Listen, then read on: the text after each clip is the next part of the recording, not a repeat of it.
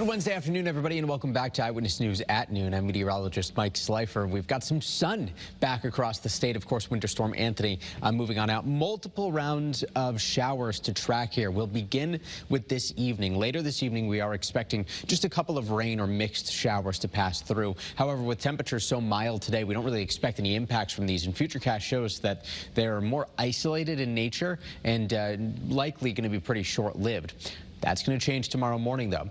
By about 4 o'clock, we start to watch the radar fill in tomorrow morning. It's all rain at this point in time, maybe some moderate or heavy rain in the mix. This is a snapshot of 5 a.m. tomorrow. So for the morning commute, dealing with rain showers and some embedded rumbles of thunder, believe it or not, to begin the day. This will be a pretty quick-moving system, too, with drier weather expected by the middle of the morning.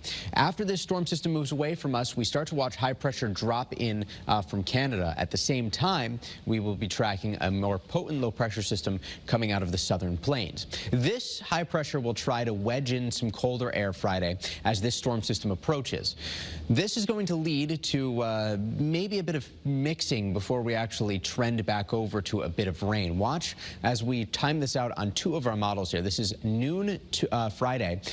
Dry. So the trend for this has been later, likely dealing with the showers beginning as we get a little bit later into the evening hours. It begins as a period of mixing, and then overnight, this is 1 a.m. Saturday, we actually flip-flop over to a bit of rain, especially across southern Connecticut. Northern areas may see a more extended period of mixing, though. And here's 7 p.m. Friday evening. This is how it all begins. So likely after the evening commute is wrapped up, but still want to give you the early warning that there could be at least a period of some wintry mix ongoing later Friday before a flip over to rain, and then we dry out during the day on Saturday.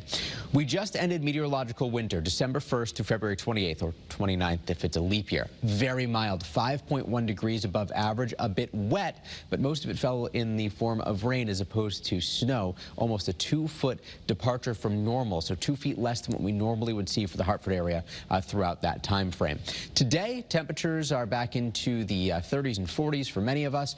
Wind not too bad, starting to see more of a southerly wind at the shoreline. 40 degrees in Litchfield now, 41 in Bristol, 40 in West Haven and Storrs. Statewide, temperatures rapidly approaching the 40s. A lot of melting ongoing with temperatures in the 40s, which is about what we expect to begin March. Normally, we see a high temperature of about 42 degrees. By the end of the month, talking about high temperatures of 53 degrees, 3.81 inches of precip, 9.4 inches of which would be snow. So the liquid equivalent would be closer to that when you factor in the rain, too.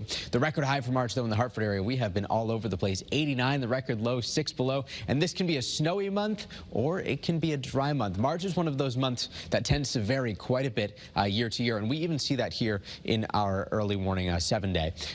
That alert was for this morning. That alert is over as we get into Thursday. Tomorrow, temperatures back into the 50s, beginning with some mixing on Friday. We track that into Saturday. And after that, Kara, looks like we begin next week with typical March weather. A lot of sun, a bit breezy, and temps in the 40s.